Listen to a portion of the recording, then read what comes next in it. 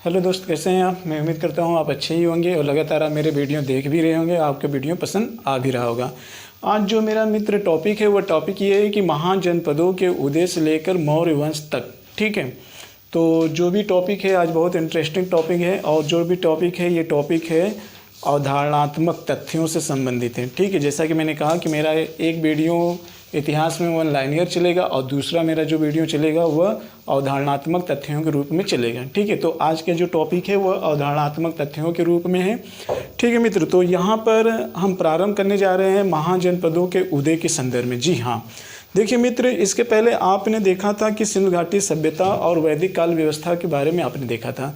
सिंधु घाटी सभ्यता के देखें तो प्रथम नगर क्रांति के रूप में उभरी हुई थी, लेकिन अगर हम महान जनपदों के उदय के संदर्भ में अगर बात करें तो ये द्वितीय क्रांति का चरण कहलाता है। प्राचीन इतिहास में ये द्वितीय क्रांति का चरण इसलिए कहलाता है क्योंकि इस समय हुआ क्या था, इस समय लोहे की खोज हो चुकी थी। जी हाँ, इस समय लोहे की खोज हो चुकी थी, जबकि इसके पहले लोहे की खोज नहीं हुई थी। इसके पहले कांस्य सभ्यता का युग कहलाता था।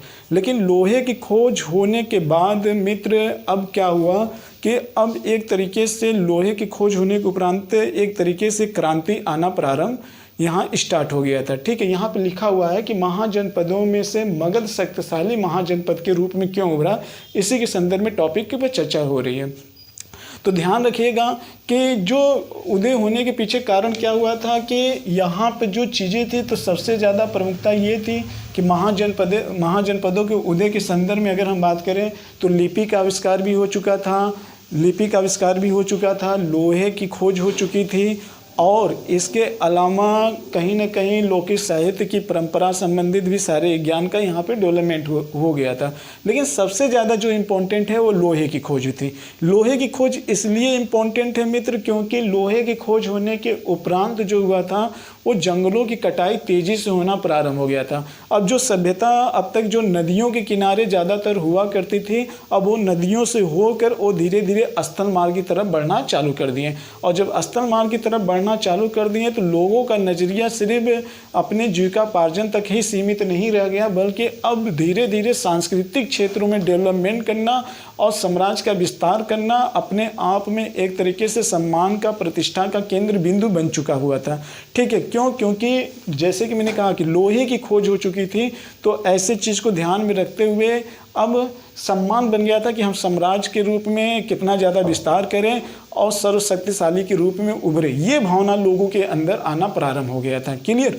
तो लोहे के एक बहुत बड़ी प्रमुखता दी जाती है लोहे का खोज होना, जो एक तरीके से नदियों के किनारे से हटकर स्थल मार्ग की चलना प्रारंभ किया और बड़ी मात्रा में इस समय जंगल की कटाई होना भी प्रारंभ हुआ। और इसके अलावा लोगों को लिपियों का भी ज्ञान हो गया था, लिखना भी जान गए थे, पढ़ना भी जान गए थे।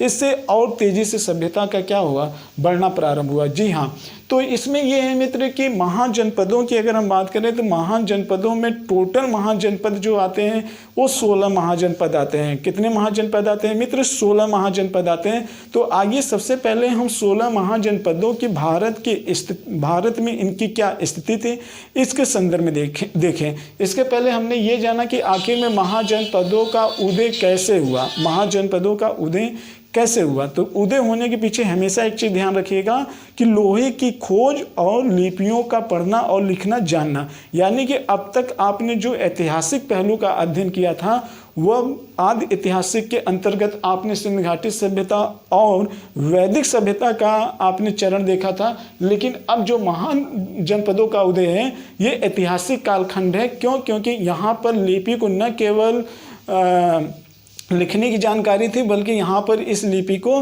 पढ़ने की भी योग्यता हो चुकी थी। इसलिए इस काल को ऐतिहासिक कालखंड के रूप में हम जानेंगे। और ये ऐतिहासिक कालखंड कहाँ से प्रारंभ हो रहा है? महाजनपदों के उदय से प्रारंभ हो रहा है। ठीक है मित्र, तो ये एक तरीके से भूमिका होगी और इस भूमिका को आपने समझ लिया। तो आइए देखते हैं भारत में 16 महाजनपदों की स्थिति और इन महाजनपदों में मगध ही क्यों शक्तिशाली राज्य के रूप में या शक्तिशाली महाजनपद के रूप में ही क्यों उभरा। और इसके पहले मैंने बता दिया था कि वैदिक काल में कबीले कबीले से गांव बनना चालू हुए, गांव से जन बनना चालू, विश्व बनना चालू हुआ, और विश्व से क्या बना, जन, और फिर महाजनपद आते आते जन से क्या बन गए, महाजनपद। ठीक है, तो महाजनपदों में मगध शक्तिशाली महाजनपद के क्यों रूप में कैसे उभरा, इसके बारे में देखते हैं। तो पहले इसके लिए हम यहाँ पे देख लेते हैं मित्र कि जो महाजनपद हैं वो महाजनपदों की कुल संख्या कितनी है मित्र, तो 16 महाजनपद थे। कितने महाजनपद थे, कुल 16 महाजनपद थे। तो इनके बारे में जानकारी कहाँ से मिलती है, तो ध्यान रखना इनके बारे में जो जानकारी मित्र मिलती है वो जानकारी मिलती है एक भगवती सूत्र से मिलती है, ध्यान रखना भगवती सूत्र से मिलती है। और दूसरी जो जानकारी मिलती है मित्र वो कहाँ से मिलती है, वो मिलती है बौद्ध ग्रंथ है, बौद्ध ग्रंथ अंगुत्तर निकाय, अंगुत्तर निकाय से इन 16 महाजनपदों के बारे में जानकारी मिलती है। इस चीज़ को ध्यान रखना आप। तो इन 16 महाजनपदों में हम देख लेते हैं जो 16 महाजनपद थे मित्र, जो 16 महाजनपद थे, तो इन 16 महाजनपद की अगर हम बात कर लें तो इन 16 महाजनपद में 8 महाजनपद जो यूपी क्षेत्र में थे, और इसके अलावा जो 3 महाजनपद थे ये बिहार में थे, 2 महाजनपद भारत के एकदम उत्तर में थे, एक महाजनपद पश्चिम में था, एक महाजनपद जो था वो दक्षिण में था, और जो एक महाजनपद आगे था यही महाजनपद की स्थिति है। तो आइए ये हम यहाँ पे देख लेते हैं। 8 3 11 और 11 और 2 13। ठीक है मित्र, एक महाजनपद आपका जो था पश्चिम में था, एक मध्य में था, तो मध्य में कौन था उसको भी देख लेते हैं। तो इस तरीके से 16 महाजनपद हो गए। तो आइए देखते हैं जो 8 महाजनपद थे उसके संदर्भ में देख लेते हैं कि वो 8 महाजनपद कौन कौन थे। तो उसके संदर्भ में अगर हम बात कर लेते हैं मित्र, तो यहाँ पर एक महाजनपद क्या था, मल्ल था। कौन था, मल्ल था। दूसरा क्या था, काशी था। तो एक काशी हो गया, मल्ल हो गया। मल्ल के अलावा एक था कुरु महाजनपद। कौन सा महाजनपद था, कुरु महाजनपद था। और एक महाजनपद क्या था यहाँ पर उसको भी देख लेते हैं। एक महाजनपद पंचाल था, नोट करते जाइए। पंचाल था, कौशल था, ठीक है, कौशल था, सुरसेन था। तो सुरसेन ये भी एक महाजनपद था। ठीक, तो मल्ल हो गया, काशी हो गया, कुर हो गया, पंचाल हो गया, कौशल हो गया, सुरसेन हो गया। ठीक है, इसके अलावा यहाँ एक और महाजनपद है, वह कौन सा है, वत्स महाजनपद था। क्लियर। और इसके अलावा हम देख लेते हैं 3 महाजनपद यहाँ पे कौन है, एक अंग महाजनपद है, अंग के बाद यहाँ पे वज्जी महाजनपद है, और वज्जी के बाद यहाँ पर एक मगध महाजनपद था। ये 3 महाजनपद कहाँ पड़ते हैं, बिहार में पड़ते हैं। इसके बाद 2 महाजनपद जो उत्तर में है, यानी कि जम्मू कश्मीर वाले पार्ट में जो महाजनपद थे उसमें से एक गंधार महाजनपद था और एक कंबोज महाजनपद था। इसको भी ध्यान में रखिएगा। और जो एक पश्चिम में महाजनपद थे भारत के पश्चिम में राजस्थान में अगर हम बात कर लें तो एक मत्स्य महाजनपद था। ठीक है, और एक दक्षिण में अगर हम बात कर लेते हैं तो ये अस्मक महाजनपद था। तो ये एक अस्मक महाजनपद था। और जो मध्य की बात कर लेते हैं तो यहाँ पे अवंती एक महाजनपद था। कौन सा महाजनपद था, ये अवंती एक महाजनपद था। मित्र लाइट कट गई है, थोड़ी सी प्रॉब्लम होगी, एडजस्ट करिएगा आप लोग। तो यहाँ पे जो महाजनपद आपने देखा इस तरीके से महाजनपद हैं। क्लियर। तो अब ये टोटल 16 महाजनपद हैं जिसमें मल्ल है, काशी है, कुरु है, पंचाल है, कौशल है, सुरसेन है और वत्स है। ठीक है, वत्स है। तो ये महाजनपदों की विशेषताएं के बारे में आप जानते रहिएगा कि ये सारे महाजनपद कहाँ पड़ते रहते हैं। ठीक है, तो इस चीज़ को थोड़ा से आप ध्यान में रखिएगा। ये 16 महाजनपद हैं, 16 महाजनपद हैं। और इसकी जानकारी कहाँ से मिलती है, अंगुत्तर निकाय से मिलती है। क्लियर। तो हम एक एक महाजनपदों की विशेषता के संदर्भ में यहाँ पे हम पहले देख लेते हैं कि पहले हम मल्ल के संदर्भ में जान लेते हैं। देखिए मित्र, जो मल्ल महाजनपद है ये अगर वर्तमान में यूपी में यहाँ से पूछा जाए कि मल्ल महाजनपद का एरिया कौन सा आता है, तो जो बस्ती, देवरिया, गोरखपुर का इलाका है ये मल्ल महाजनपद के अंतर आएगा। किसके अंतर्गत, मल्ल महाजनपद के अंतर्गत आएगा। और इसकी राजधानी क्या है, पावा है। ठीक है, तो पावा पूरी मल्ल की राजधानी है, ये चीज़ जानते रहिएगा। दूसरा है काशी। काशी महाजनपद जो एक तरीके से तो पूरे महाजनपदों में सबसे प्राचीन जनपद के रूप में काशी महाजनपद जानी जाती है और इसकी राजधानी कौन सी है? वाराणसी है। कौन सी राजधानी है मित्र? वाराणसी है। ठीक है मित्र, एक राजधानी आप यहाँ पे छूट गया था, चेदी। ठीक है, एक यहाँ पे छूट गया था, चेदी भी आपकी यूपी में ही पड़ता है। क्लियर? तो इस तरीके से आप देखेंगे 8 महाजनपद हैं। तो मल के बारे में मैंने चर्चा कर दिया, राजधानी पावापुरी है और ये गोरखपुर, देवरिया, बस्ती जैसे क्षेत्र में पड़ती है। काशी, यही आपका बनारस जिसकी राजधानी बनारस है। ठीक है, तो ये सब कुल महाजनपदों में सबसे प्राचीन महाजनपद पड़ता है। अगला आते हैं कुरु। कुरु महाजनपद मित्र, ये आप देखेंगे जो हरियाणा वाला क्षेत्र है, हरियाणा और मेरठ वाला जो एरिया है, ये कुरु, उस समय कुरु वाला इलाका था तो उसे कुरु महाजनपद के रूप में जाना जाता है। प्रेजेंट टाइम में हरियाणा और मेरठ वाला क्षेत्र। ठीक है, मद्र भी यही पड़ता था, प्राचीन नाम है। इसके बाद देखते हैं पंचाल। पंचाल के बारे में देखें, जहाँ द्रौपदी के बारे में बात की जाती है, यानी कि इसी पंचाल को हम एक तरीके से कान्यकुब्ज के भी नाम से जानते हैं। कान्यकुब्ज यानी कि कन्नौज वाला जो इलाका था, एक तरीके से ये पंचाल के ही अंतर्गत आता था। ठीक है, पंचाल का जहाँ रहने वाली कौन थी? द्रौपदी। ठीक है, तो द्रौपदी ही पंचाल की रहने वाली थी और ये कान्यकुब्ज और कन्नौज वाला क्षेत्र कहलाता था। यूपी का कन्नौज वाला क्षेत्र है और इसी कन्नौज को राजधानी किसने बनाया था? हर्षवर्धन ने बनाया था। ठीक है, आगे देख लेते हैं कौशल। कौशल की राजधानी जो मित्र यहाँ थी, तो प्रेजेंट टाइम में जो कौशल की राजधानी एक तरीके से श्रावस्ती थी।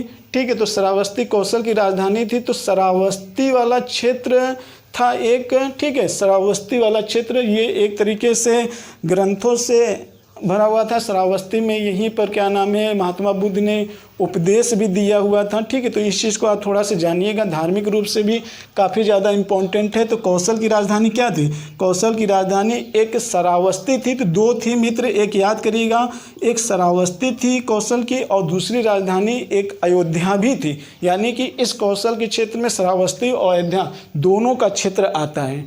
क्लियर? आगे चलते हैं सुरसेन। सुरसेन की राजधानी क्या थी? 16 महाजनपदों में यूपी में एक महाजनपद था सुरसेन और सुरसेन की राजधानी मथुरा हुआ करती थी।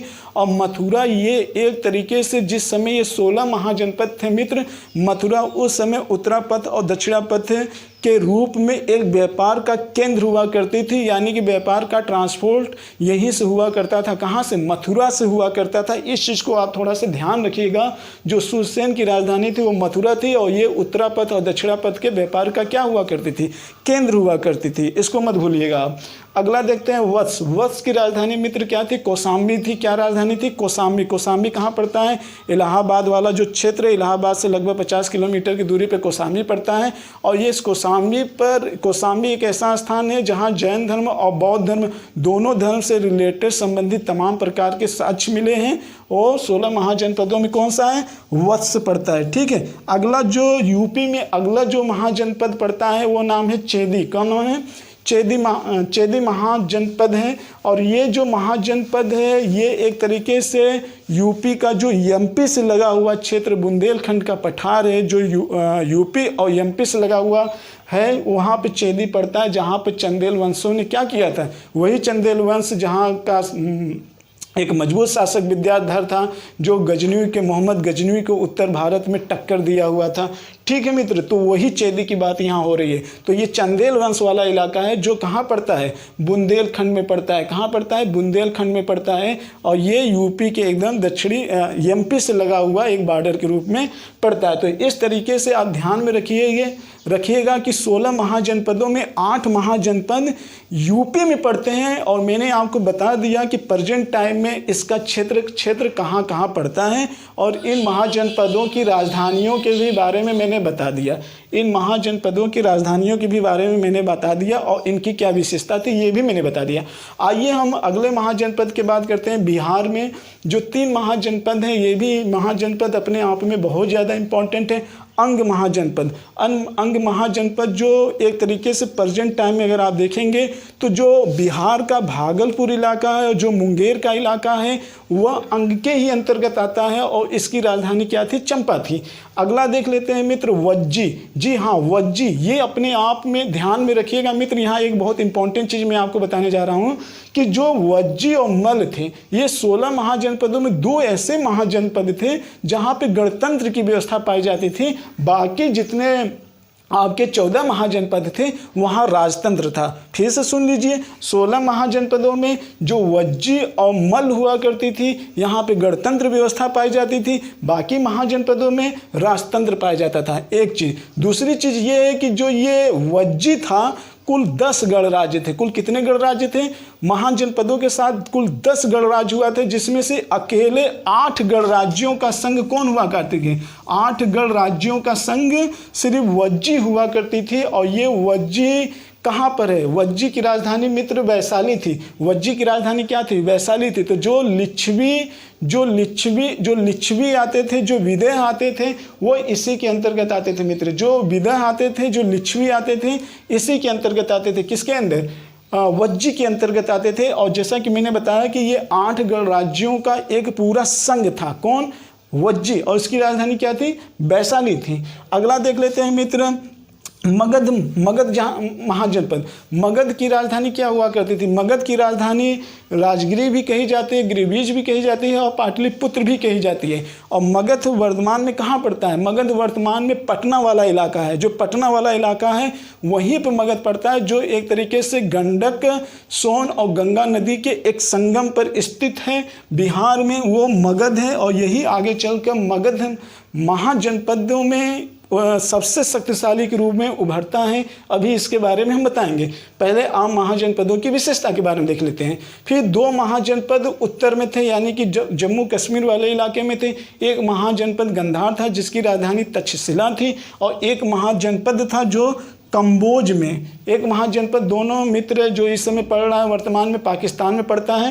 तो एक कंबोज की राजधानी क्या थी? हाटक थी। फिर से सुन लीजिए, गंधार की राजधानी तक्षशिला और कंबोज की राजधानी क्या थी? हाटक थी। ठीक है। अब इसके अलावा एक राजधानी जो है वह राजस्थान में सबसे पश्चिमी, ये पूछा गया है आपके एग्जाम में कि 16 महाजनपदों में भारत के सबसे पश्चिमी महाजनपद कौन से?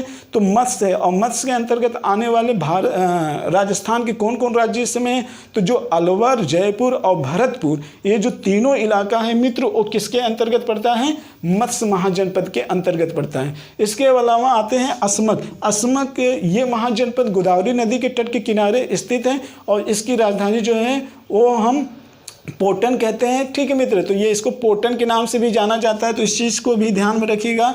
इसको असम की राजधानी पोटक के रूप में और कंबोज की राजधानी हाटक के रूप में जाना जाता है। इसके अलावा फिर एक महाजनपद जो मध्य प्रदेश के क्षेत्र में पड़ता है, जिसको हम अवंती कहते हैं। इस अवंती की महाजनपद की राजधानी जो थी मित्र, उसको हम उज्जैन कहते हैं। तो 2 राजधानी अवंती की थी। एक अवंती उत्तर में थी और एक दक्षिणी में थी। जो उत्तर वाली राजधानी थी अवंती की, उसको उज्जैन कहा जाता था, और जो दक्षिण में राजधानी थी उसे हम किस नाम से जानते थे? महेशमती के नाम से जानते हैं। उसे हम किस नाम से जानते हैं? महेशमती के नाम से जानते हैं। किसकी? अवंती की राजधानी के रूप में।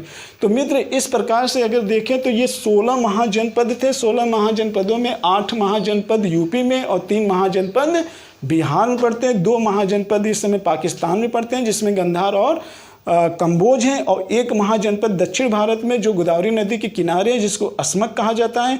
एक महाजनपद भारत के पश्चिम में पड़ता है, जिसे हम मत्स्य के नाम से जानते हैं। एक महाजनपद एमपी यानी भारत के मध्य वाले इलाके में पड़ता है, जिसे हम अवंती के नाम से जानते हैं। तो ये आप इन महाजनपदों की विशेषताएं के बारे में जरूर जानिएगा। क्यों? क्योंकि यहाँ से प्रश्न पूछे जाते हैं मित्र। ये बात हो गई महाजनपदों की विशेषता एवं उनकी राजधानी। ठीक है, तो मैं उम्मीद करता हूँ कि ये अब आपको भूलेगा नहीं। एक बार आप इसको और ध्यान से सुनिएगा।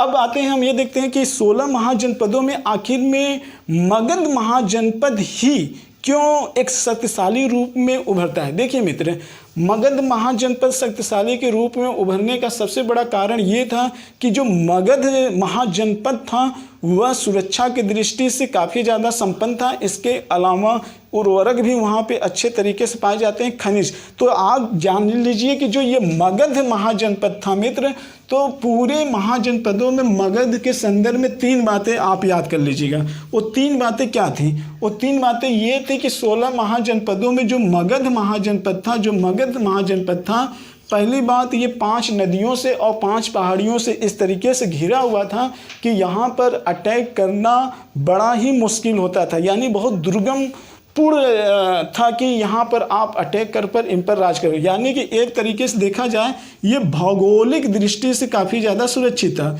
किस दृष्टि से मित्र? भौगोलिक दृष्टि से काफ़ी ज़्यादा ये सुरक्षित था। इसके अलावा आप जानते हो कि पाटलिपुत्र का नाम सुने हो, यहाँ पर नदियाँ थी, तो इसलिए ये कृषि जन्य भूमि थी। तो कृषि जन्य भी ये काफ़ी ज़्यादा उपजाऊ था, तो यहाँ खाने पीने की तो कमी तो थी ही नहीं। अगला महाजनपद, क्योंकि लोहे की क्रांति इस समय हो चुकी थी, लोहे की प्रमुखता बहुत ज़्यादा हो गई थी। देखिए मित्र, धातु का भी अपने आप में बहुत ज़्यादा इम्पोर्टेंट है। आज जिसके पास यूरेनियम बहुत ज़्यादा है वो परमाणु ताकत के रूप में बहुत ज़्यादा संपन्न है। जिसके पास तेल है वो भी एक तरीके से आज अपने आप में ताकत के रूप में सबसे आगे है। क्यों? क्योंकि आज किसका युग है? आज नैनो टेक्नोलॉजी का युग है और ऊर्जा का युग है। जिसके पास ये दोनों चीज़ें हैं वही देश विकसित देश की श्रेणी में खड़ा हुआ है। इसके अलावा आप देख सकते हैं वैदिक सभ्यता में जिसके पास गाय बहुत ज़्यादा होती थी वह अपने आप को सबसे ज़्यादा अमीर समझता था। आज की और यहाँ पे देख लेते हैं महाजनपदों में, तो महाजनपदों में एक लोहे का युग हुआ करता था। तो जिसके पास लोहे ज़्यादा यहाँ पे होते थे तो वो अपने आप को सभ्य समझता था। क्यों? क्योंकि लोहे के आ जाने से एक नई तकनीकी का क्या होने लगा, उपयोग होने लगा। अच्छे हथियार बनाए जाने लगे, अच्छे हथियारों का उपयोग किया जाने लगा और जंगलों की कटाई भी होने लगी। तो ये अपने आप में लोहे का भी एक बहुत बड़ा महत्व था। और ये लोहा प्रचुर मात्रा में यहाँ पर एक छोटा नागपुर का पठार था। इस छोटा नागपुर पठार पर इस लोहे का बड़ी मात्रा में पाया जाना ही अपने आप में क्या था? एक क्रांति था। तो ये तीनों स्थिति को ध्यान में रखिएगा मित्र, जो महाजनपदों को कुल महाजनपदों के रूप में एक शक्तिशाली के रूप में उभारने में बहुत बड़ा कारगर साबित होते हैं। ठीक है, कौन कौन से? एक भौगोलिक क्षेत्र जो नदियों से घिरा हुआ, पहाड़ों से घिरा हुआ। दूसरा यहाँ पे कृषि जन्य एक तरीके से भूमि थी। तीसरा छोटा नागपुर पठार में लोहे का अधिक पाया जाना। ये 3 ऐसे बहुत ज़्यादा फैक्टर थे जो महाजनपदों को कुल महाजनपदों से एक शक्तिशाली महाजनपद के रूप में उभारे। और ये मगध जो था मित्र पूरे भारतवर्ष में लगभग हजारों वर्ष तक अपना वर्चस्व पूरा जमाए हुए था। कहाँ पर? उत्तर भारत में। ठीक है, तो इस चीज़ को आप कभी मत भूलिएगा। ये आज बड़ी विडंबना है कि जो हजारों वर्ष तक प्राचीन इतिहास में विकसित के रूप में जाना जाती थी, आज वह दुनिया में क्या कह सकते हैं, भारत में एक बहुत गरीब स्तर के राज्य के दौर से होकर गुजर रहा है। ये अपने आप में एक सोचने वाली विषय है, आप इस चीज़ को सोचिएगा। ठीक है, जो प्राचीन के समय इतना मजबूत और स्ट्रांग हुआ करती थी और आज के दौर में वो बहुत ज़्यादा क्या हो गई, पीछे हो गए। इसीलिए कहा जाता है कि समय सबसे बड़ा बलवान होता है। ठीक है, और परिवर्तन क्या है? शाश्वत नियम है। ये इस चीज़ को बताता है। ठीक है, अब हम आते हैं आगे देखते हैं कि आखिर में अब ये मगध आ गया। तो 16 महाजनपदों में जो मगध था, इस मगध पर शासन करने वाले कौन कौन से वंश थे? तो कौन कौन से वंश थे और उन वंश में जो शासक थे उनकी क्या विशेषताएं थी और उन्होंने किस तरीके से मगध साम्राज्य का विस्तार किया है, तो उसके भी संदर्भ में आइए देख लेते हैं। ठीक है, तो ये आप थोड़ा सा देखें महाजनपदों के उदय के बारे में और महाजनपदों के विशेषताएं के बारे में देखा। अब आप देखिए कि मगध 16 महाजनपदों में विशेषताएं आपने देख लिया। अब हम बात कर लेते हैं मगध। तो देखिए मित्र, मगध के बारे में ये बताया जाता था कि पहले हर्यक वंश के स्थापना से पहले यहाँ पर एक वंश चलता था, बेहद्रथ वंश। ठीक है, तो बेहद्रथ वंश यानी बेहद्रथ ने बेहद्रथ वंश की स्थापना की थी, जिसका लड़का जरासंध हुआ करता था। हाँ, वही जरासंध जिसको श्री कृष्ण भगवान ने अपने कूटनीतिक के माध्यम से भीम को तकनीकी दिया और जिसके माध्यम से भीम ने जरासंध को परास्त किया मल्ल युद्ध में, और मल्ल युद्ध में पराजित करके जरासंध को मार दिया। ठीक है, तो उसी मगध के संदर्भ में बात हो रही थी। तो पहले बृहद्रथ वंश था, लेकिन जैसे ही बृहद्रथ वंश खत्म होता है, ठीक है, जैसे ही बृहद्रथ वंश खत्म होता है तो वहाँ पर एक हर्यक वंश आता है और ऐतिहासिक दृष्टिकोण से यही माना जाता है कि यहीं से एक एक्चुअल रूप में वंश की परंपरा चलती है। ठीक है, और ये वंश की परंपरा जो चलती है ये पूरे तरीके से देखा जाए तो अपने आप में पूरे मुगल वंश तक पूरे भारत में चलती ही चली जा रही है। और यहीं से हम इतिहास को एक ऐतिहासिक कालखंड में बांटकर अध्ययन करते हैं। फिर यहीं से प्राचीन इतिहास स्टार्ट हो जाता है, फिर मध्यकालीन इतिहास, फिर आधुनिक भारत, 3 कालखंडों में बांटकर अध्ययन किया जाता है। तो हम आते हैं मगध। मगध के संदर्भ में मौर्य वंश के पहले 3 वंश आते हैं। मौर्य वंश के पहले ध्यान रखिएगा मित्र, 3 वंश से आते हैं। और वो 3 वंश कौन कौन से? तो वो 3 वंश के संदर्भ में हम देख लेते हैं। यहाँ पहला वंश जो है वह हर्यक वंश है। कौन सा वंश है? हर्यक वंश है। और हर्यक वंश के बाद दूसरा वंश कौन सा है? नाग वंश है। तीसरा वंश जो है मित्र वो नंद वंश है। ये मौर्य वंश के पहले 3 वंश थे। क्लियर? अब देख लेते हैं कि जो हर्यक वंश की बात कर लेते हैं तो ये हर्यक वंश जो थे ये लगभग 544 से लेकर 412 तक शासन किए थे। ठीक है, 412 तक इन्होंने शासन किया था। और नागवंश की बात कर ले मित्र तो ये लगभग 412 से लेकर लगभग 366 तक शासन किया था। और नंद वंश की बात कर लें तो लगभग 366 BC से लेकर 344 BC तक इन्होंने शासन किया था। 326 तक इन्होंने शासन किया था। 366 से लेकर 326 तक इन्होंने क्या किया था? शासन किया था। तो ये तीनों वंशों के संदर्भ में आपको देखना है। फिर एक बार देख लीजिए, ये मौर्य वंश के पहले 3 वंश थे, जिसमें से एक हर्यक वंश, एक नाग वंश और एक नंद वंश थे। क्लियर? अब देख लेते हैं मित्र हर्यक वंश के संदर्भ में कौन कौन शासक आते हैं। तो हर्यक वंश में जो पहला शासक रहता है वो बिंबिसार रहता है। कौन रहता है? बिंबिसार रहता है। तो बिंबिसार रहता है। दूसरा शासक कौन रहता है? अजातशत्रु रहता है। तो अजातशत्रु रहता है। ठीक है, अजातशत्रु। और अगला शासक जो रहता है उदयन रहता है। उदयन रहता है। इसके बाद जो अगला शासक रहता है वो नागदशक रहता है। ठीक है, ये रहते हैं। फिर अगर देख लेते हैं नागवंश में, तो नागवंश में 2 शासक थे। एक शिशुनाग था और एक जो था वो कालाशोक था। कौन था मित्र? कालाशोक था। क्लियर? एक कालाशोक था। और नंद वंश में देख लेते हैं तो एक शासक यहाँ पे कौन था? महापद्मनंद था। और इसके 9 पुत्र थे मित्र। इसके 9 पुत्र थे, इसीलिए इस वंश को 9 नंद वंश के भी नाम से जाना जाता था। और इसका जो 9 पुत्र में जो अगला शासक बना वो बना था घनानंद। कौन बना था? घनानंद बना था। तो हम इस तरीके से कह सकते हैं कि नंद वंश का अंतिम शासक जो था वो घनानंद था। कौन था? घनानंद था। तो इस तरीके से हम देखते हैं कि मौर्य वंश के पहले मगध पर राज करने वाले ये 3 प्रकार के वंश थे और उसके अंतर्गत आने वाले ये तमाम प्रकार के शासक हैं। और इन्होंने इतने वर्ष से 20 से लेकर इतने वर्ष के बीच तक इन्होंने क्या किया था? शासन किया था। तो मान लेते हैं कि ये देखते हैं 544 BC है, ये 412 BC है, ये 366 BC है। ठीक है, और ये 326 BC है। तो यहीं से यानी कि 6वीं शताब्दी BC में से ऐतिहासिक काल का कालखंड स्टार्ट होता है। ठीक है मित्र, तो आइए एक एक वंश के बारे में हम चर्चा कर लेते हैं और उस वंश से संबंधित हम विशेषताओं या शासकों के बारे में भी चर्चा कर लेते हैं। ठीक है, तो हर्यक वंश से आपसे क्वेश्चन पूछा जाता है मित्र, ये हो गया होगा। ठीक है, ये तो हो गया होगा, इसको आप देख लीजिएगा। तो आइए एक एक शासक के बारे में हम चर्चा करते हैं। ठीक, तो देख लेते हैं एक एक शासक के बारे में। यहाँ पर देखिए मित्र, हर्यक वंश में जो पहला शासक था वह शासक हुआ बिंबिसार। जी हाँ, बिंबिसार जो शासक हुआ, बिंदुसार नहीं, बिंबिसार हुआ। तो बिंबिसार 544 में गद्दी पर बैठता है और वो मगध साम्राज्य का विस्तार करता है। तो इसके संदर्भ में यहाँ पे प्रश्न पूछा जाता है, बिंबिसार से संबंधित प्रश्न पूछा जाता है। तो बिंबिसार संबंधी कुछ इंपॉर्टेंट पॉइंट आप याद कर लीजिए, मैं बोल दे रहा हूँ वो ध्यान से सुन लीजिएगा। बिंबिसार जो था हर्यक वंश का स्थापना किया था और बिंबिसार ने वैवाहिक संबंध के माध्यम से बिंबिसार जो था मित्र, बिंबिसार जो था बिंबिसार जो था ये वैवाहिक संबंध के माध्यम से अपने साम्राज्य का विस्तार किया था। किसके माध्यम से? वैवाहिक संबंध के माध्यम से इन्होंने अपना साम्राज्य विस्तार किया था, एक चीज़। दूसरा चीज़, इसने युद्ध के माध्यम से भी अपना साम्राज्य विस्तार किया था।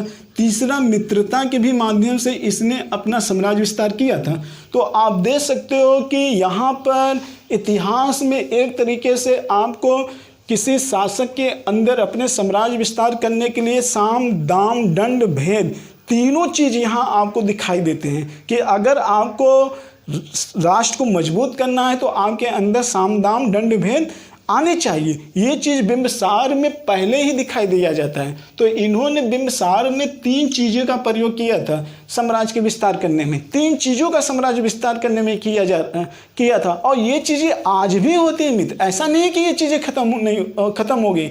ये चीज़ें आपको हर्यक वंश में भी देखने को मिलेगी, ये चीज़ें आपको मौर्य वंश में भी देखने को मिलेगी, ये चीज़ें गुप्त वंश में भी देखने को मिलेगी, ये चीज़ें आपको मुगल वंश में तो बहुत व्यापक रूप में देखने को मिलेगा। ये चीज़ें आज भी राजनीतिक रूप में देखने को मिलता है कि वैवाहिक संबंध के माध्यम से राजनीतिक रूप से साम्राज्य का विस्तार किया जाना। तो आइए हम यहाँ पे चर्चा करते हैं किसकी? बिंबिसार की चर्चा करते हैं। तो बिंबिसार ने वैवाहिक संबंध के माध्यम से 3 महाजनपदों से अपना संबंध बनाया था। तो कौन कौन से मित्र? एक मद्र नरेश जो थे, मद्र नरेश थे, जो ये मद्र नरेश थे मित्र। तो ये मद्र नरेश मिलता कहाँ? ये मद्र नरेश यानी कि जो कुरु महाजनपद था, यहाँ मध्य नरेश की एक पुत्री थी, उसका नाम था क्या? उसका नाम था खेमा या क्षेमा। क्या नाम था मित्र? उसका नाम था क्षेमा या तो खेमा। तो ये क्षेमा या खेमा, ये आप ध्यान में रखिएगा, ये दोनों शब्द मिलते जुलते हैं। क्षेमा या खेमा एक ही नाम है। यहाँ से उसने वैवाहिक संबंध स्थापित किया था। ये रहने वाली कहाँ की थी? ये कुरु महाजनपद, कुरु महाजनपद यानी कि हरियाणा और मेरठ वाला क्षेत्र था। इसके अलावा देख लेते हैं अगला, अगर हम बात कर लेते हैं मित्र, तो महाकौशला। महाकौशला का नाम सुना होगा, वही कौशल में कौन थे? प्रसेनजीत थे ना मित्र। तो वो प्रसेनजीत जो थे, ये प्रसेनजीत की एक बहन थी, उसी बहन का नाम था महाकौशला। और इसी महाकौशला से इन्होंने क्या किया था? विवाह किया था। और ये प्रसेनजीत रहने वाले कहाँ के थे? कौशल के रहने वाले थे। कहाँ के रहने वाले थे? कौशल के रहने वाले थे। और इन्होंने काशी क्या दिया था? इनको दहेज में भी दे दिया था। तो ये चीज़ थोड़ा सा आप जानते रहिएगा। अगला देख लेते हैं कि ये तो हो गया वैवाहिक संबंध के माध्यम से, यहाँ पर ये आपने देखा, ठीक है। एक और इन्होंने वैवाहिक संबंध स्थापित किया था, और वो चीज़ें इन्होंने मल की एक राजकुमारी थी मित्र, मल एक जो आपके बस्ती और जो वो वाला इलाका था गोरखपुर, ठीक है, और देवरिया वाला, वो मल था। यहाँ पर उन्होंने वैवाहिक संबंध स्थापित किया था। और यहाँ इन्होंने चेलना, जी हाँ चेलना, यानी कि एक चेतन मल नहीं है मित्र, ये वज्जी होगा, ठीक है। यहाँ पर वज्जी आप ध्यान रखिएगा, वज्जी, यहाँ पे वो जो वज्जी है, तो यहाँ की वज्जी में जो थे, यहाँ पे एक चेटक थे, उन्हीं की बहन थी, चेटक की बहन थी, जिनका नाम था चेलना। यहाँ चेलना से उन्होंने विवाह किया था। और वज्जी कहाँ पड़ता है? बिहार में पड़ता है। और इसी वज्जी में एक शासक रहता था इस गणराज्य में, जिसका नाम था चेटक, उसकी बहन का नाम था चेलना। उसी से क्या नाम है, बिंबिसार ने क्या किया था? विवाह किया था। तो ये 3 प्रकार के स्त्रियों का नाम याद करिएगा मित्र, ये आपके एग्जाम में पूछता है। चेलना, क्षेमा और महाकौशल, ये पूछ सकता है, या तो ये भी पूछ सकता है ये तीनों स्त्रियां किस किस महाजनपद से थी, ये एग्जाम में पूछा गया। एक चीज़ और आप ध्यान में रखिएगा, इन तीनों स्त्रियों में से अजातशत्रु किस स्त्री से पैदा हुआ था? बताइए। तो अजातशत्रु जो पैदा हुआ था वह चेलना के गर्भ से पैदा हुआ था। किसके गर्भ से पैदा हुआ था मित्र? चेलना के गर्भ से अजातशत्रु पैदा हुआ था। किससे गर्भ से?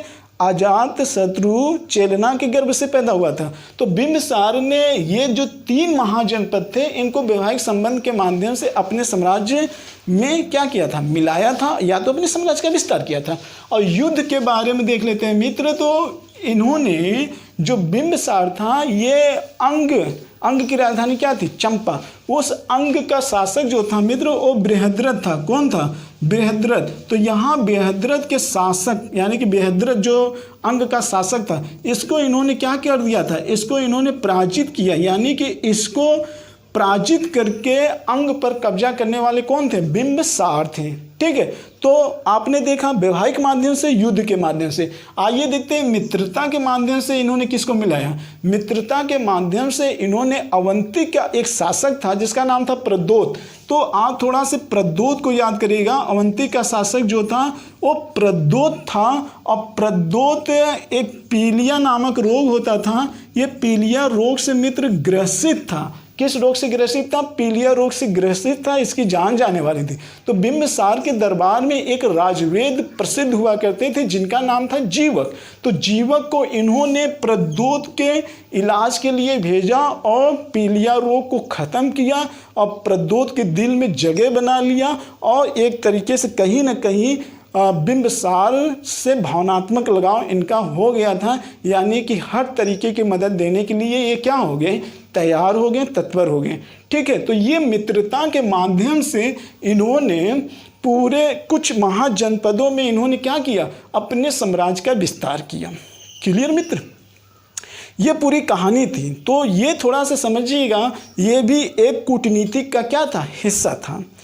अब दूसरी चीज़ महाजनपद बिंबिसार के बारे में एक चीज़, दो चीज़ इंपॉर्टेंट और है मित्र। बिंबिसार को श्रेणिक नाम से जाना जाता था। किस नाम से जाना जाता था, श्रेणिक नाम से जाना जाता था। ये चीज़ आप थोड़ा सा ध्यान रखिएगा। और दूसरी चीज़ ये कि जो महात्मा बुद्ध थे, ये प्रद्योत और प्रसेनजीत दोनों के समय महात्मा बुद्ध इस समय प्रेजेंट थे, दोनों थे। ठीक है, तो महात्मा बुद्ध का अगर आपका समय पूछा जाएगा तो आप ये जरूर बताइएगा कि महात्मा बुद्ध इन दोनों के समय थे। अब हम अगला शासक देते हैं मित्र। बिंबिसार के बाद इनका जो अगला लड़का आता है वो अजातशत्रु आता है। कौन आता है मित्र, अजातशत्रु आता है। ध्यान रखिएगा, अजातशत्रु का मतलब ये होता है जिसका कोई शत्रु न हो उसे अजातशत्रु कहा जाता है। ये हर्यक वंश का मित्र दूसरा शासक था। ये हर्यक वंश का क्या था, दूसरा शासक था। तो इसने क्या किया था, इसने अपने पिता की हत्या कर गद्दी को प्राप्त किया था। किसने, अजातशत्रु, जिसके वजह से बिंबिसार ने मित्रता के माध्यम से, वैवाहिक के माध्यम से जहाँ साम्राज्य का विस्तार किया था, अजातशत्रु से उससे क्या हो गई, दुश्मनी हो गई। तो एक नए सिरे से अजातशत्रु को अपने साम्राज्य का विस्तार करना पड़ा था। ठीक है, अरे भाई आप वो वैवाहिक संबंध के माध्यम से पिता ने किया और बेटा नालायक निकल गया, तो जो मित्र रहेंगे वो तो आपके दुश्मन बनी ही जाएंगे ना। तो अजातशत्रु को फिर से स्ट्रगल करना पड़ा। हालांकि अजातशत्रु ने तो कुरु पर या तो अवंती पर या तो फिर आप कह सकते हैं काशी पर तो आसानी से विजय प्राप्त कर ली, या तो अपना साम्राज्य का विस्तार कर लिया था। क्यों, क्योंकि आप जानते हैं कि प्रसेनजीत की जो बहन थी महाकौशला, जिससे विवाह बिंबिसार ने किया था, उन्हीं की पुत्री एक थी वजीरा। उसका नाम क्या था, वजीरा। किसका, प्रसेनजीत की। प्रसेनजीत की पुत्री का नाम क्या था, वजीरा नाम था। इसी वजीरा से उन्होंने विवाह कर लिया। किसने, अजातशत्रु ने। बहन से विवाह किया बाप ने, और बेटी से विवाह किसने किया, बेटे ने। ठीक है, अच्छी जोड़ी मिली। तो ये थोड़ा सा आप ध्यान रखिएगा। तो इसने तो यहाँ पर कौशल पर तो अपना साम्राज्य विस्तार कर लिया, लेकिन एक सबसे बड़ी चुनौती ये थी वज्जियों के लेकर, क्योंकि वज्जी 8 गढ़ राज्यों का संघ था, वो काफ़ी ज़्यादा स्ट्रांग थे, उन पर विजय पाना बड़ा मुश्किल था। तो अजातशत्रु ने किया क्या, अजातशत्रु ने एक वास्कार करके नामक उसके समय रहा करते थे, तो ये वास्कार उसके मंत्री हुआ करते थे। तो वास्कार को एक तरीके से महात्मा बुद्ध के पास भेजते हैं अजातशत्रु, और ये वास्कार जाते हैं। तो महात्मा बुद्ध उन वज्जियों के मतलब कि एक तरीके से जो नीति थी उस नीति का भेदने का रहस्य बताते हैं, और इस चीज़ को जानकारी प्राप्त करके अजातशत्रु वज्जी तक भी अपने साम्राज्य के विस्तार करने में क्या हो जाता है, सफल हो जाता है। क्लियर। और अजातशत्रु अपने पिता की हत्या करता है, और अजातशत्रु की हत्या किसने करता है, उदयन करता है। तो इस तरीके से ये वंश को पितृहंता वंश के नाम से भी जाना जाता है। एक चीज़ ये ध्यान रखिएगा। दूसरा चीज़ अजातशत्रु के बारे में ये याद करिएगा कि अजातशत्रु को कूड़िक नाम से जाना जाता था। तीसरा ये याद करिएगा कि अजातशत्रु जब अपने सिंहासन पर बैठा, अपने सिंहासन पर बैठने के बाद 8 वर्ष बाद, कितने वर्ष बाद मित्र? अजातशत्रु के 8 वर्ष बाद प्रथम बौद्ध संगति का आयोजन करवाया जाता है। कितने? 8 वर्ष के बाद प्रथम बौद्ध संगति का आयोजन करवाया जाता है। ठीक है, यानी जैसे महात्मा बुद्ध की मृत्यु होती है संभवतः मित्र 483 BC में, 483 BC में प्रथम बौद्ध संगति होती है, जबकि महात्मा बुद्ध की मृत्यु 484 BC में हो जाती है। ठीक है, यानी उनके मृत्यु के 1 वर्ष बाद प्रथम बौद्ध संगति होती है, ये चीज़ ध्यान में रखिएगा। और जो प्रथम बौद्ध संगति होती है, उसी प्रथम बौद्ध संगति में मित्र 2 मतलब कि महात्मा बुद्ध संबंधित बातों को रखने के लिए 2 पिटक का प्रयोग किया जाता है, और 2 पिटक का नाम रहता है सूक्त पिटक और विनय पिटक। ये 2 पिटकों की रचना होती है किसके संदर्भ में? महात्मा बुद्ध के संदर्भ में। करवाया किसने था? अजातशत्रु ने करवाया था। किस संगति में? बौद्ध संगति में। ठीक है, तो 2 पिटक जरूर याद कर लीजिएगा कि अजातशत्रु के समय महात्मा बुद्ध के जीवन से जुड़ी हुई 2 पिटकों की रचना हुई थी, जिसमें एक नाम था सूक्त पिटक और दूसरा का नाम था विनय पिटक। क्लियर? अब हम आगे बढ़ते हैं। तो ये अजातशत्रु के संदर्भ में बातें होगी। इसके बाद देखते हैं मित्र, उदयन आता है। कौन आता है? अगला शासक कौन आता है? उदयन आता है। ये भी बहुत मोस्ट इंपॉर्टेंट शासक हैं। उदयन के बारे में एक सबसे अच्छी विशेषता ये है कि उदयन क्या करता है? उदयन साम्राज्य के विस्तार को थोड़ा और बढ़ाता है। ये विस्तार ले जाता है अवंती तक ले जाता है, जहाँ इनके पिता ने मित्रता स्थापित की थी। वहाँ अजातशत्रु नहीं पहुँच पाया था, लेकिन उदयन अवंती को मिला लेता है। और उदयन की सबसे बड़ी खासियत ये थी कि अब तक जो मगध की राजधानी हुआ करती थी वो राजगिरी हुआ करती थी, लेकिन उदयन ने अपने समय मगध की राजधानी को राजगिरी से हस्तांतरित करके पाटलिपुत्र को बनाया। किसको बनाया? पाटलिपुत्र। वही पाटलिपुत्र जिसको शेषासुरी ने पटना नाम दिया था। ठीक है, तो ये चीज़ें थोड़ा सा आप ध्यान में रखिएगा। अगला आता है जो नागदशक। नागदशक बहुत ज़्यादा इंपॉर्टेंट नहीं था मित्र। इसकी हत्या शिशुनाग कर देता है, और शिशुनाग इसकी हत्या करके क्या करता है? शिशुनाग इसकी हत्या करके नागवंश की स्थापना करता है। और एक शिशुनाग के संदर्भ में एक इम्पॉर्टेंट विशेषता ये है कि ये मगध की राजधानी को पाटलिपुत्र से हस्तांतरित करके वैशाली कराता है। कहाँ कराता है? वैशाली। वही वैशाली जो वज्जी की राजधानी हुआ करती थी। और मगध की राजधानी क्या है? पाटलिपुत्र है, लेकिन मगध की राजधानी ये कहाँ करवा देता है? वैशाली करवा देता है। कौन करवा देता है? नागवंश का संस्थापक कौन था? शिशुनाग था। ठीक है, तो ये चीज़ ध्यान रखिएगा कि शिशुनाग करवा देता है। दूसरा शासक आता है नागवंश का कालाशोक। उसका नाम क्या रहता है? कालाशोक। तो कालाशोक पर ध्यान रखिएगा। कालाशोक एक शासक आता है, इस शासक का नाम कालाशोक रहता है। इसको काकवड़ के नाम से भी पुकारा जाता है। किस नाम से? काकवड़। वड़ माने रंग होता है, काक माने काला होता है। ये बहुत ही काला था। ठीक है, तो काकवड़ को कालाशोक के नाम से भी जाना जाता था। इसकी एक विशेषता ये थी मित्र कि जो शिशुनाग ने वैशाली राजधानी हस्तांतरित करवाई थी, इसने वैशाली से राजधानी फिर हस्तांतरित करके कहाँ करवा दिया था? पाटलिपुत्र करवा दिया था। लेकिन ये ध्यान रखिएगा कि इसके समय राजधानी जब वैशाली थी तो द्वितीय बौद्ध संगति का आयोजन हुआ था। किस बौद्ध संगति का? द्वितीय बौद्ध संगति का आयोजन हुआ था। और इसी द्वितीय बौद्ध संगति की एक बहुत बड़ी विशेषता ये है मित्र कि यहाँ बौद्ध धर्म को 2 संप्रदायों में तोड़ दिया जाता है। जी हाँ, बौद्ध धर्म को 2 संप्रदायों में तोड़ दिया जाता है। एक होता है अस्थावीर, एक होता है अस्थावीर, और एक होता है महासंदिक। महासंदिक। तो अस्थावीर और महासंदिक, ये बौद्ध धर्म 2 संप्रदायों में विभक्त हो जाता है। एक यहाँ द्वितीय बौद्ध संगति में विभक्त होता है, और एक ये विभक्त कब होता है? एक विभक्त होता है ये किसके समय? कनिष्क के समय। चौथी बौद्ध संगति में बौद्ध धर्म हीनयान और महायान में क्या हो जाता है? तब्दील हो जाता है। लेकिन द्वितीय बौद्ध संगति में भी ये 2 संप्रदायों में विभक्त हो जाता है, अस्थावीर और महासंदिक। ठीक है, ये इंपॉर्टेंट है, इसको ध्यान में रखिएगा। कनिष्क के समय हीनयान, महायान, और कालाशोक के समय अस्थावीर और महासंदिक 2 संप्रदायों में विभक्त हो जाता है। ठीक, तो ये कालाशोक के संबंधी विशेषता थे। इसके बाद आगे चलते हैं मित्र, नंद वंश आता है। कौन सा वंश आता है? नंद वंश आता है। और नंद वंश में एक महान शासक उभर के आता है जिसका नाम होता है महापद्मनंद। महापद्मनंद के बारे में बहुत इतिहासकारों का कहना है एवं साक्ष्यों के द्वारा ये बताया जाता है कि महापद्मनंद जो था वो शूद्र था, और इसे द्वितीय परशुराम की उपाधि भी दी गई थी और इसे एकराट की भी उपाधि दी गई थी। और महापद्म जो था वह अब तक जितने भी शासक बने थे उन सारे शासकों में सर्वाधिक शक्तिशाली जो शासक था वो महापद्मनंद शासक था। कौन था? महापद्मनंद शासक था। और इसने जो था इसने साम्राज्य के जो मगध का साम्राज्य था इसने काफ़ी विस्तारित किया। एक तरीके से ये बंगाल से लेकर गुजरात के सौराष्ट्र तक इसने स्थापित किया। फिर दूसरी तरफ इसने विंध्याचल पर्वत तक साम्राज्य का विस्तार बढ़ाया और फिर हिमालय पर्वत तक भी इन्होंने साम्राज्य का विस्तार किया। यानी सबसे ज़्यादा अब तक जो विस्तार करवाया था किसने करवाया था? महापद्मनंद ने करवाया था। केवल इतना ही नहीं मित्र, हाथी गुम्फा अभिलेख से ये पता चलता था कि महापद्मनंद ने कलिंग पर आक्रमण करके, कलिंग यानी कि उड़ीसा वाले क्षेत्र पर, कलिंग यानी कि उड़ीसा वाले क्षेत्र पर इसने आक्रमण करके वहाँ विजय प्राप्त किया था। ठीक है, ये खारवेल के हाथी गुम्फा अभिलेख से प्राप्त होता है। तो इस तरीके से अब तक पूरे शासकों में देखा जाए तो सबसे ज़्यादा महत्वपूर्ण शासक जो था वो कौन था? महापद्मनंद शासक था। इसने मगध साम्राज्य का सर्वाधिक विस्तार किया था अब तक शासकों के रूप में।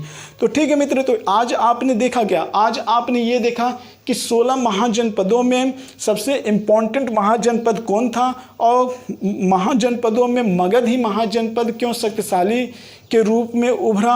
और इसके अलावा आज के समय अगर आपसे पूछा जाए कि महाजनपदों के अंतर्गत कौन कौन एरिया हैं और उनकी राजधानियां कौन कौन सी हैं तो आपको इसको बताना होगा। यानी कि प्राचीन में महाजनपदों के नाम, उनकी राजधानी तो याद होना ही चाहिए, लेकिन प्रेजेंट टाइम में जो महाजनपद का एरिया है इसको वर्तमान में कहाँ आप ढूंढोगे, इसको वर्तमान में वो एरिया कौन सा है इसको भी जानने की आप कोशिश करोगे। इसके अलावा मगध पर जो शासक आए, जो तीनों वंश आए, उनकी अपने आप में क्या विशेषता थी, उनसे संबंधित कौन कौन से तथ्य यहाँ पे बने वो भी आप जहन में बैठा लीजिएगा। ठीक है मित्र, तो इस तरीके से हमने देखा कि महाजनपदों के उदय। अब इसके बाद जो नंद वंश का जो अंतिम शासक था घनानंद, अगर हम घनानंद की बात कर लेते हैं तो आगे चलकर घनानंद को पराजित करने वाले कौन थे? मौर्य वंश के शासक चंद्रगुप्त थे। कौन थे मित्र? चंद्रगुप्त थे। लेकिन इस टॉपिक की चर्चा आज हम नहीं करेंगे, इस टॉपिक की चर्चा हम नेक्स्ट कभी टाइम में करेंगे, यानी कि मौर्य वंश के बारे में। किसके बारे में? मौर्य वंश के। तो मौर्य वंश में 3 इंपॉर्टेंट शासक हैं, चंद्रगुप्त मौर्य, बिंदुसार और अशोक। उनके जो उत्तराधिकारी थे वो बहुत ज़्यादा इंपॉर्टेंट नहीं हुए। क्यों? क्योंकि अशोक के ही जाते ही जो उत्तराधिकारी थे वो एकदम ताश के पत्ते की तरह क्या हो गए? ढेर हो गए। ठीक उसी तरीके से जिस तरीके से औरंगजेब की मृत्यु होने के बाद मुगल वंश के उत्तराधिकारी ढेर हो गए, उसी वही स्थिति लगभग यहाँ पे भी थी कि यहाँ भी अशोक के मृत्यु होने के बाद जो आगे आने वाले शासक होते हैं उनका कोई बहुत विशेष ऐतिहासिक विवरण नहीं मिलता है, ना तो उनकी योग्यता का ना उनकी कुशलता का, ऐसा कुछ भी देखने को नहीं मिलता है। ठीक वही हाल मुगल वंश में औरंगजेब के मरने के बाद भी होती है, लेकिन अशोक औरंगजेब की विचारधाराओं में काफ़ी ज़्यादा अंतर था। तो नेक्स्ट टाइम हम चर्चा करेंगे मौर्य वंश के संदर्भ में। आज इतना ही। ठीक है मित्र, और मैं उम्मीद करता हूँ कि ये लेक्चर आपको काफ़ी ज़्यादा इंटरेस्टिंग लगा होगा। और थोड़ा लेक्चर फास्ट है, फास्ट होना भी चाहिए, क्योंकि जितने ज़्यादा आप फास्ट रहोगे उतने ज़्यादा आप आगे बढ़ोगे। फास्ट होने में क्या मतलब है? फास्ट जितने ज़्यादा लेक्चर होगा मित्र उतना ही ध्यान आपका बहुत ज़्यादा कंसंट्रेशन होगा। बहुत धीरे धीरे चलेंगे तो आपका ध्यान भंग हो सकता है, आपको बोरियत भी लग सकता है, लेकिन अगर फास्ट रहेंगे तो आपका ध्यान पूरा कंसंट्रेशन उसी पर रहता है। ठीक है, तो इसलिए थोड़ा सा लेक्चर फास्ट होता है। ठीक है, तो इसी के साथ हम अपने वीडियो का समापन कर रहे हैं। जय भारत, जय हिंद।